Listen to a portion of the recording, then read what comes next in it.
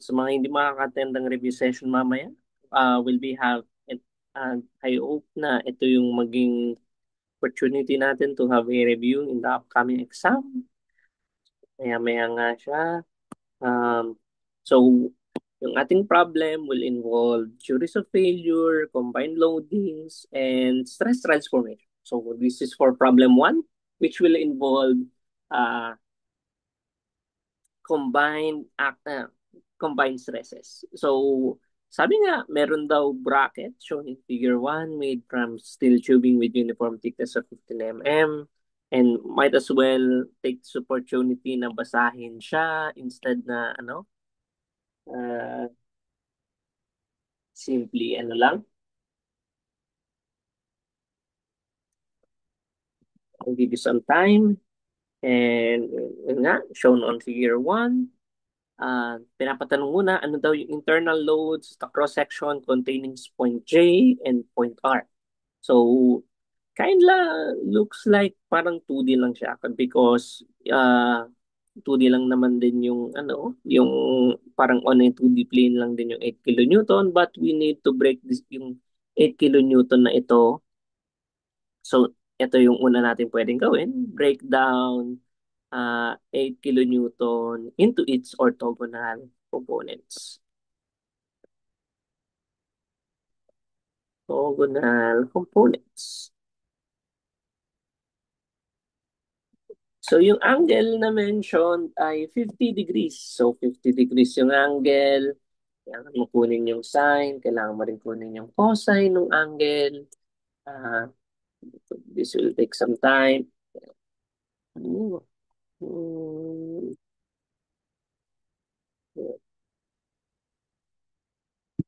I-break down natin siya. So, yung x component is 8 cosine 50.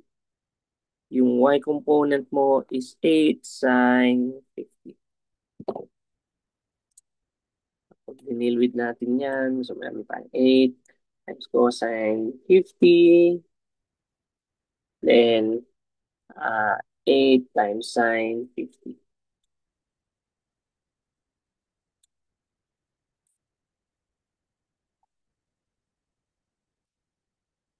So meron kang 5.14 kilonewtons.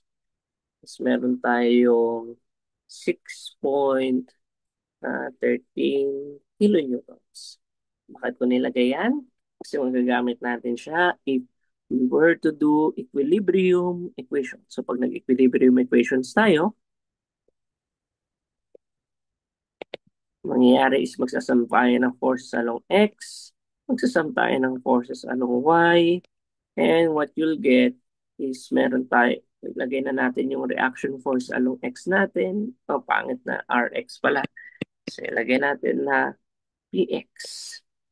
So yung PX natin is this point right here. So yan. So yung P, denominate ko lang. Ako na ba? Ginawa na natin yung naming. So PX plus 5.14 kilonewtons is equal to 0. PY minus 6.13 kilonewton is equal to 0. So you have these two right here. And you'll be able to solve Px is negative 5.14 kilonewtons. Py is equals to negative 6.13 kilonewtons. Babalikan natin yan. Then summation of moment is equal to 0. So, meron kang moment at B. Kasi ima-minus natin yung radial arm ni P multiplied by P. So, ay equal to 0. So, meron kang MP na this is basically equal to RP cross P at naka-minus na agad. Is equals to the negative of this. So, pero katulad lang sa problem set natin na pwede mong i-break down siya into a vector. So, vector ito, vector ito, vector ito, vector ito. So, meron kang R if ito yung reference point natin. So, meron kang so, gawin muna natin siya Meron kang negative 0.3, tapos meron ka namang negative 0.4. If ito yung ating coordinate system. Then, meron ka namang P. So, mahalaga na bin-breakdown natin siya into its orthogonal component. Kung bakit negative, ito ay positive. So, meron kang uh, ba't P? Hindi pala P. Ha, lagyan natin F. Yung F, yung 8 kilonewton. Yung F, yung 8 kilonewton. So, allow me to be connected on this. And para lang kumpleto, gawin natin 3D. Kahit na 2D lang naman siya, 2D projection kasi magko-cross product tayo dito. So yung F ay meron kang negative 5 point, meron kang positive 5.14, then meron kang negative 6.13 and 0. So pag kin-cross product natin yan, in case na nakalimutan natin, it kind of looks like this. So meron kang 5. Mhm. Ubus yung yung tinta. Mhm. Mhm.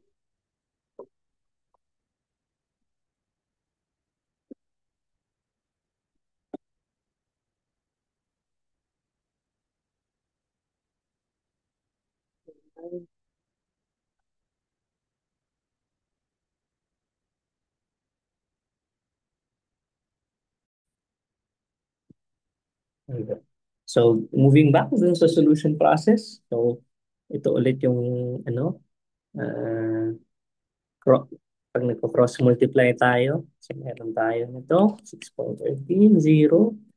Tapos ang target nga natin is I hat, J hat, K hat. So, meron tayo negative 3, negative 0.4, 5.14, negative 6.13, I, J, and again, ito yung magbibigay ng positive, ito yung magbibigay ng negative. So, technically, meron tayong 6.13. So, magka-cancel out lang, magiging positive. So, meron kang 0.3. Tapos, yung isa ay magiging negative, pero in turn, ay, so, supposedly, ito ay negative, pero may negative sign ito, magka-cancel out, therefore, magiging positive. So, meron kang 5.14 times 0.04. So, yung magiging total moment natin is 6.13.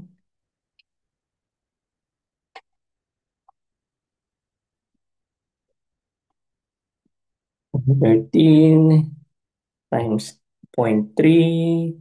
Then, meron kang plus 5.14 times 0.4. So, approximately, meron tayong 3.895 kilonewton meters na load. So, yun yung ating mga forces. So, ilista natin. Meron ka nito, and meron ka nito. We then check yung inyong cross-section. So, this is your cross-section. This is a rectangular cross-section. So, kailangan natin makuha is yung IX.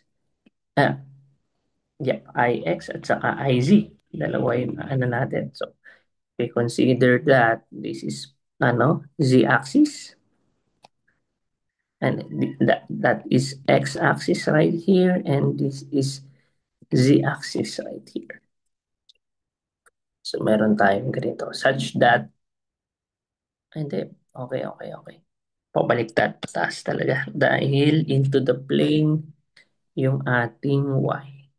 Into the plane yung ating y. So nandito yung ating z-axis. So, again, dahil into the plane yung y na in-assume natin, instead na pag ganito, so nandito yung z-axis natin. We consider na yung normal to the plane is yung negative y-axis. So, very important to take note. So, meron kang IX and IZ na nataon na equal since doubly symmetrical yung inyong cross-section. So, doubly symmetrical siya. So, meron tayong 1/12. Tapos, Ah, inner versus outer, nataon lang din na B is equals to H. Pwede kong sabihin na 80 raised to 4 minus 50 raised to 4. So, bakit 50? Meron kang 50, meron kang 80, na minus natin sa 15 and 15. Kaya 80 minus 15 is equals to 50. So with that, if we were to evaluate yung x natin, ito ay equal to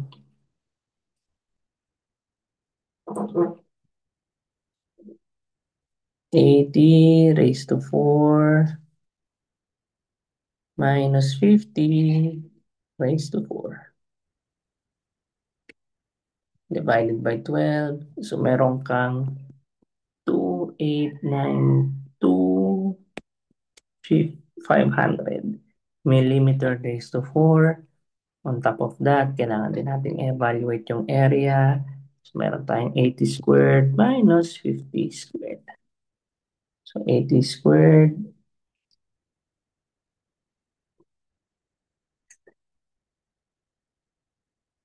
minus 50 squared. So, meron kang 3,900 millimeter raised to 4. Then lastly, if we were going to examine if yung meron tayong shear force along X, along the neutral axis yung J and R natin, or along the line of transmission. So therefore, zero yung shear stress dito. Pero kung dito naman yung shear force natin, maximum yung shear stress dito sa gitna. So ang i-consider lang natin is yung nakuha natin na V along Z, pero nataon na wala din.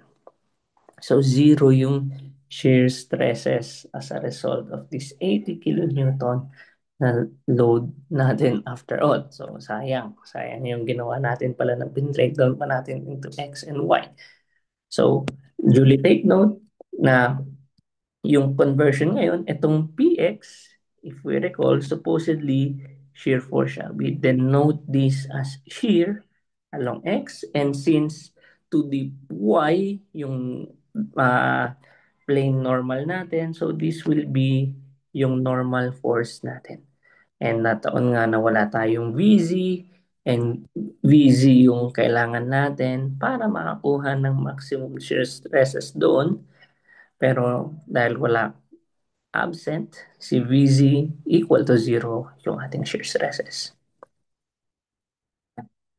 So meron tayong normal stress. Unahin muna natin siya. Yung normal stress natin, ang nakuha natin dito ay 6.13 kilonewton. So, ibig sabihin, pulling yung nangyari under tension. So, meron kang sigma is equals to N over A. So, meron kang 6.13 divided by 3,900. So, ito ay kilonewton, ito ay millimeter squared. Siguro might as well convert this to kilonewton. So, 6,130. Tapos meron kang 39. Ah, ah, kilonewton pa din. Newton, tapos millimeter squared. Plug in natin sa calculator. Yung kina-contribute niya ay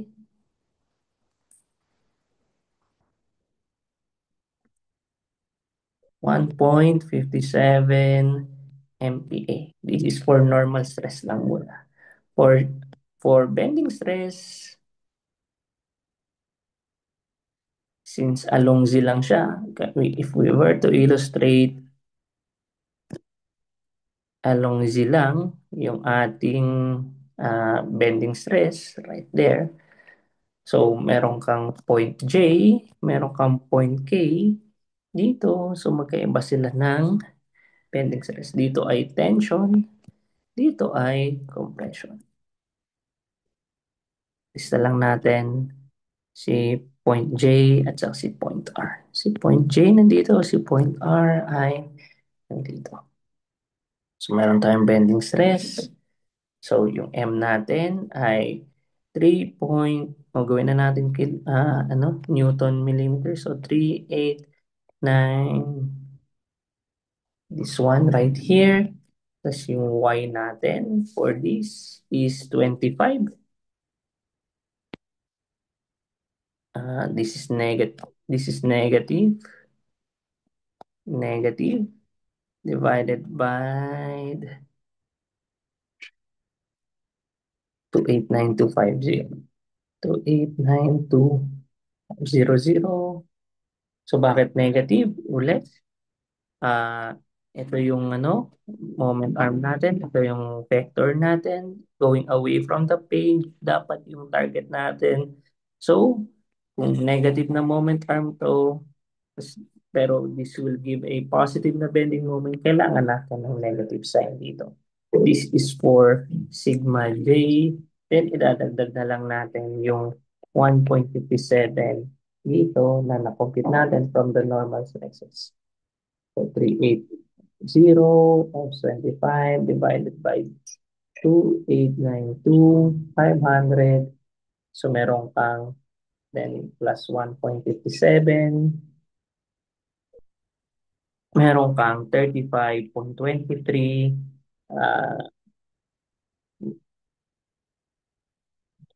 M. At the same time, for sigma R naman, ito ay negative 389,500 times positive 25 divided by this.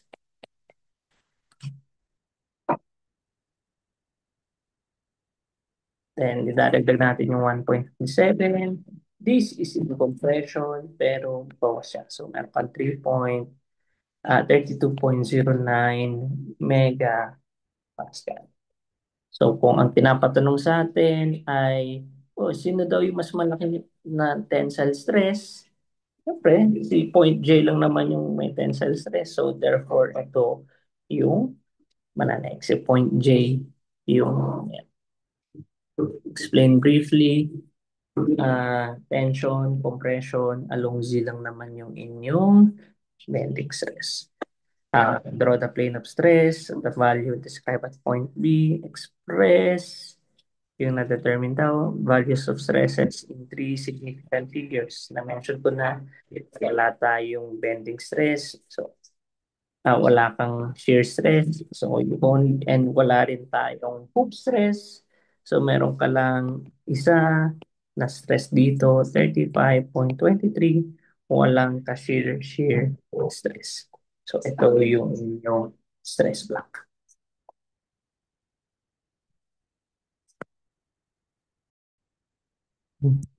Okay.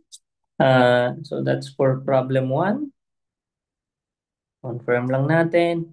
Ulit, mahalaga na nabi-breakdown natin yung force natin into its orthogonal components para madali sa atin na incorporate kung ano yung bending moment na kinokos niya in the first place. So, once na nilagay mo yung equilibrium equation, you have yung x component and yung y component ng inyong forces. Then, kung nagsum tayo ng moment, don't forget itong r cross f. So, yung r natin is yung radial arm from yung point of reference na ginagamit natin, which is yung ating supports. Then, ito yung point of application ng ating external force. Yung 8 kilonewton na binali na natin already into X at saka Y na component. So meron tayo ito. And with that, ay familiar tayo sa ating cross product. So magagawa naman natin siya. And next is to discern whether normal or shear or anong direksyon ng bending moment yung nakokos. So remember, lahat, kaya along Z lang kasi if we would try yung along X, this one right here, 0 and 0 siya dito. So wala. Kung along Y naman, meron tayong 0 dito. So meron din tayong 0 dito. So 0 yung X and Y component. Yung Z component lang yung natira. And since we are at it, yung ating cross-section is normal to y-axis. So therefore, yung component ng force along y would represent yung normal force.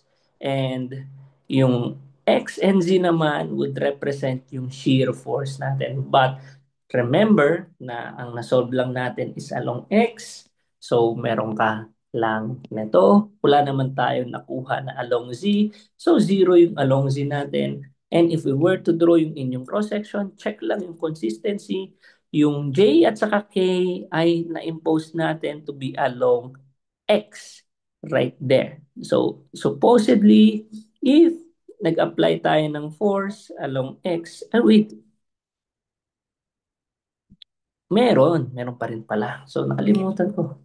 Buti na lang inano natin and enumerate. So meron pa rin na pala na force along X. All we need to do is to evaluate ano yung first moment of area nito. So kung ano yung first moment of area niya para lang for both J and for point R. So meron ka rin first moment of area dito. Yung X natin ay to the negative. So if we were to illustrate yung ating cross-section, so yung direction ng ating force ay pag ganito, to the negative X. So kung papakomputin pa tayo ng shear stress, yeah, gagamitin natin na T, yung thickness, is yung 80 millimeter. Gagamitin natin na I, yung na-solve na natin kanina, 2892,500. Then yung kukunin natin na Q is yung first moment of area nung nasa taas. So meron kang width na 80, meron kang thickness na 15, then yung distance ng centroid niya is meron kang 40 minus 7.5. So meron kang 32.5. So bakit 40 minus 7.5? Kalahati ng 80, right there. Then, ima-minus natin yung kalahati ng 50. So technically, meron kang ah, hindi, okay lang. So 40. So this is 40. Tapos meron kang kalahati nito. Kasi ang gusto natin malaman is gaano kalayo ito. So meron kang 32.5. And if we were going to solve that, so 80 times 15 times 32.5, meron tayong 39,000. So 39,000. And uh, since pababa yung ating shear stress, so yung inano natin is ano yung kinokos niya. So ano yung kinokos? So for R, so take note, so for R dito ay positive yung first moment of area, supposedly. So, pero downwards yung ating shear stress, so negative shear yung nararanasan. Whereas, kapag pagdating naman dun sa point J, dito, ay negative na yung Q natin, pero downwards yung force natin. So, positive yung shear na makukuha natin dyan. So, i-anticipate na natin once we evaluate yung tau. So, meron tayong VQ over IT. So, meron kang 5130. And then, tama ba? And then, 5140. So, this is negative. Then, meron kang negative 39,000 millimeter raised to 3. Tapos, meron kang 2892,500. Sobra. Then, meron pa tayong 80 millimeters as our thickness. So, ilista lang natin lahat. So, 39,000 to 2892, 500 divided by 80. So, meron kang 0.866 megapascal as your shear stress. So, positive siya. So, counterclockwise na ganito. Counterclockwise na ganyan. Counterclockwise na ganyan. So, ganito yung illustration natin ng ating shear stress. So, meron kang 0.866. So, ito yung ating shear block for problem 1. Problem 2. So, mabilisan. Sana, mabilisan nga. Configure the state of stresses of the planar element shown in figure 2. If the absolute shear stress experienced by the element is 100 MPa, determine the following. So, sigma D, theta D, sigma sub O, sigma sub M, sigma sub E, sigma sub N, sigma tau sub M G. So if we're going to examine really closely, kung absolute maximum shear stress experienced by the element is 100 MPa. Hmm. Pero, granted na, ito yung ating ito yung ating maximum shear plane. Parang di pa na-correct to.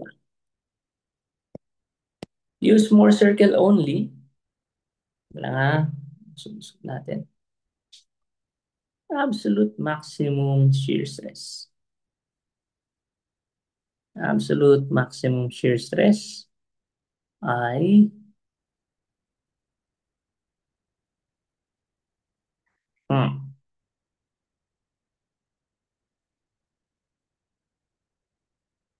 100 MPa. Pero 80 yung nakalagay sa illustration. 80 ang nakalagay sa illustration.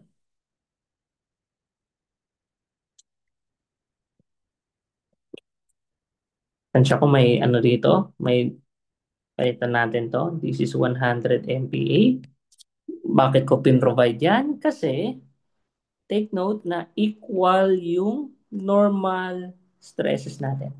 So, equal to each other. So, this would represent yung sigma sub E natin is actually inyong uh, yung inyong R,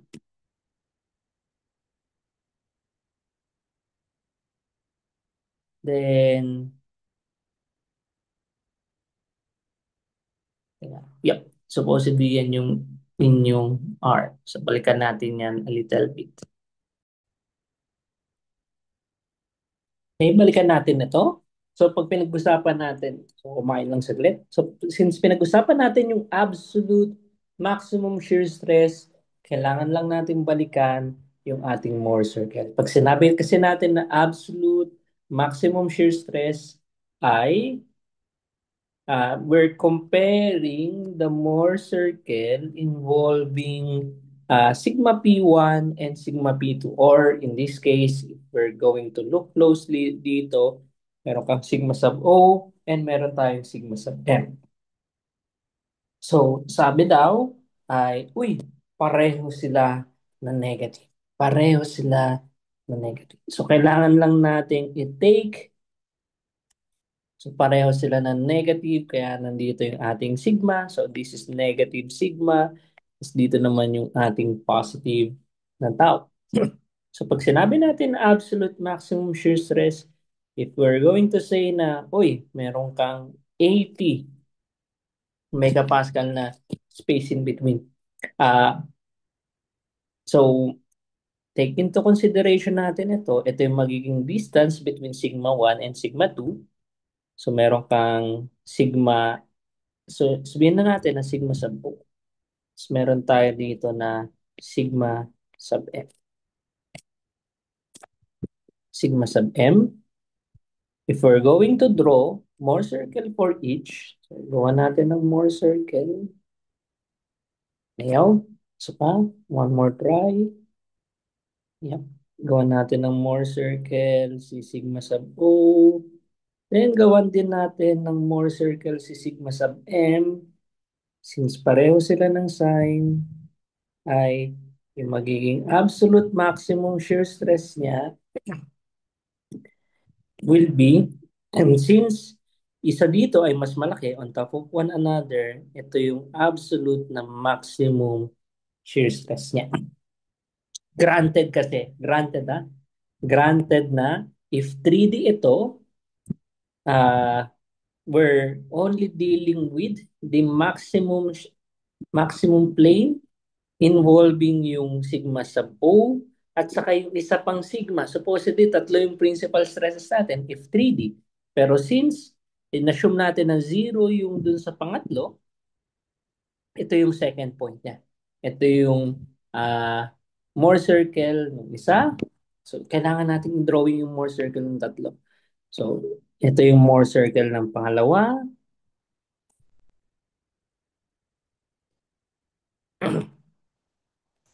And ito yung more circle nung pangatlo. Ito yung more circle na alam natin. This one right here.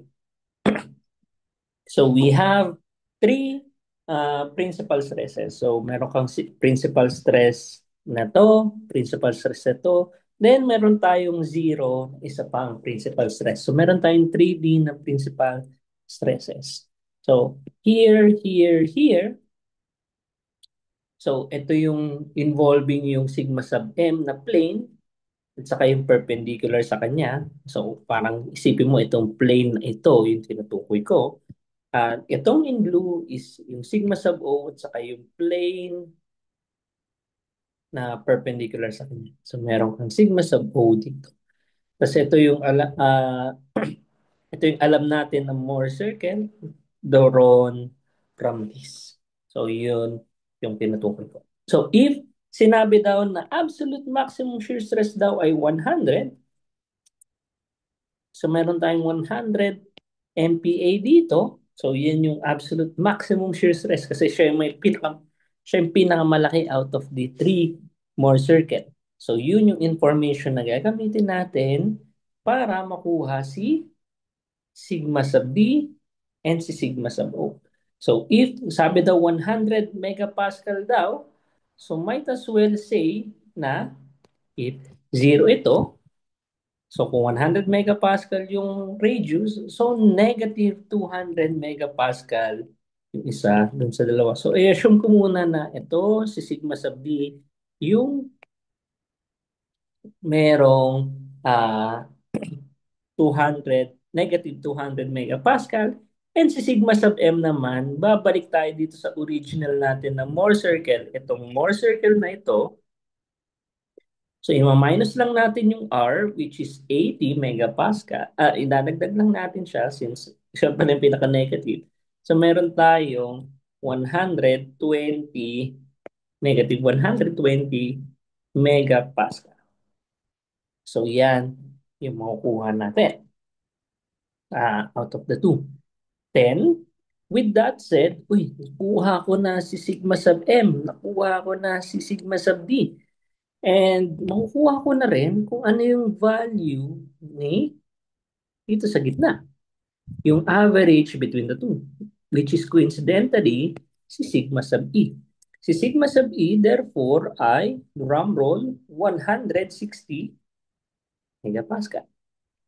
Negative 160 megapascal. So, meron tayo niyan. And check lang natin, uy, 80 megapascal daw yung radius. So, wait lang.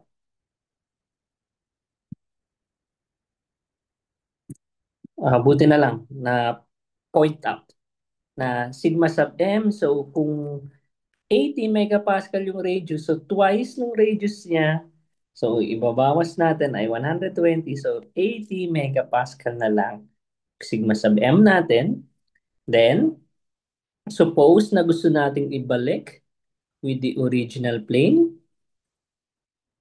Yung original plane natin ay supposedly daw 20 degrees clockwise. So, ito yung plane involving this is 20 degrees clockwise daw yung ginawa na rotation in order to bring us to the principal stress. Ay, wait lang. Baliktad. Allow me to stand corrected. I-draw natin itong in blue right here. Then, yung tinutukoy pala natin for this block right here is itong blue na ito. So, sabi, yung blue na yan ay na-reach dahil nag-rotate down ng 20 degrees clockwise.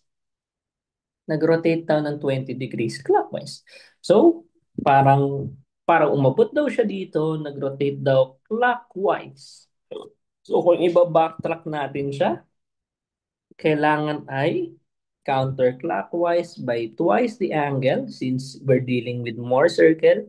So meron kang 40 degrees right there. And this will give you itong plane na ito. Yung plane na yan. So, meron tayo nito, meron tayo nito, meron tayong R, meron tayong sigma sub E, makukuha natin si sigma sub X and si sigma sub Y. Dito. So, si sigma sub X at saka si sigma sub Y. Well, at the same time, since, provided na, the angle between the, kung nakuha na natin na 40 ito, so ito must be 50 degrees. And kung ibabalik lang natin dito, kung 50 degrees na pala siya, so this must be somehow equal to kalahati ng 50, which is 25 degrees. And this has to be true because the angle that the principal plane will be making with the maximum shear stress plane is 45 degrees. Kasi sa Mohr circle natin, 90 degrees yung angle that these two are making. So meron tayo ito. So 25 degrees, na-solve na natin siya. Tapos ang target na lang natin talaga is si sigma sub m at saka si Tg. So kung i-roll back pa natin to, so si sigma sub n 45 degrees daw, 45 degrees. So kailangan natin i-rotate by 90 degrees so if this is yung original plane, yung ginawa ay nag-rotate ng bigyan natin ng context clue. So TG, this is causing a clockwise rotation. So therefore, positive dapat yung positive pa din dapat yung shear stress, dapat nasa baba siya. Context clue na yon na if I were to rotate na from this plane, tas 90 degrees, kasi 45 yung binigay, nirotate ko ng 90 degrees, papasok tayo dun sa region kung saan negative na yung shear stress natin. Ito yung 90 degrees niya. So definitely, hindi papunta dito.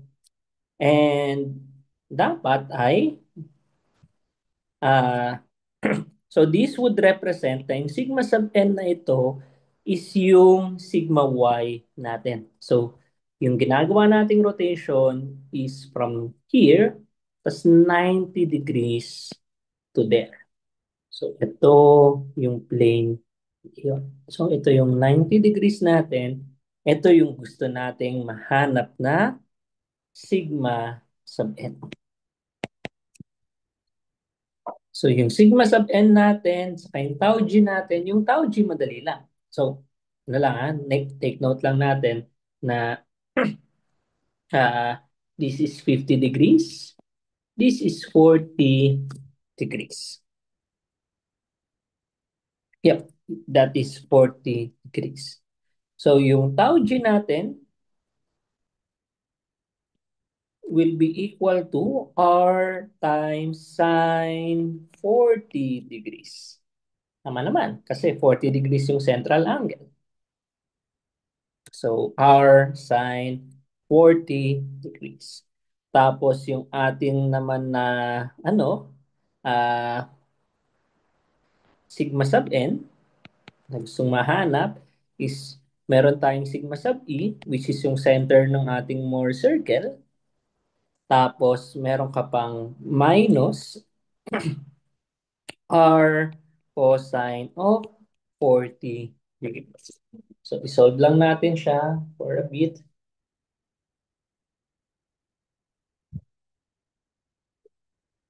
Aha. So meron tayong radius na equal to 80. Tapos multiply lang natin ng sine 40 degrees. So meron kang 51.42 dito, megapascal. So, meron tayong sigma sub E na 160. Teka, 160 ba? Lutang tayo. So, 120, okay, tama. Tama naman. 80.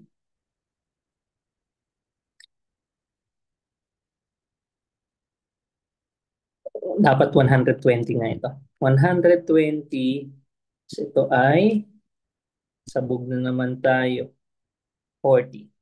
So, allow me to stand corrected na naman. So, 160 yung difference between sigma sub D at saka sigma sub M. So, sigma sub E natin ay 120. So, negative 120. Tapos, yan natin yung 80 times cosine 40. Ito ay meron tayong negative 181.28 megapascal. So, nakompleto naman natin. So, sigma sub O, tau sub G, check. Sigma sub D is 25. Sigma sub M ay negative 40.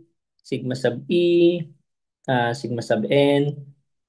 So, yung crucial lang dito is yung absolute maximum shear stress. Gagawan kasi natin siya ng tatlong more circuit. We move on to the very last problem. So, meron tayo nito, combination ng combined loading at saka uh, failure criterion. Sabi daw, if the vessel has a yield strength of 250 megapascal, determine the maximum in-plane shear stress experienced by material at point A if the factor of safety is 1.5.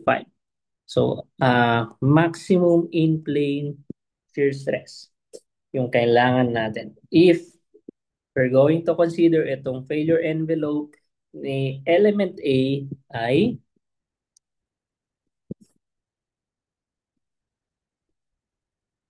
kailangan mo i-consider in particular itong part na ito. And yung part na yan, based on the von Mises failure criterion, will be sigma y over square root of 3 or approximately equal to 0.58 sigma y. So yan yung magiging maximum in plane na shear stress supposedly na mararanasan nung material natin. Granted na yung factor of safety ay 1.5, so de-divide pa natin to ng 1.5. Compute the values of M and T that would produce the state of stress indicated.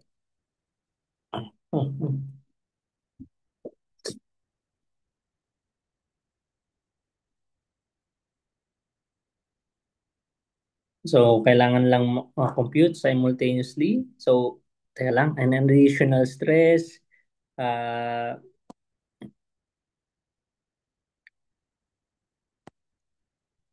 Balikan natin ito.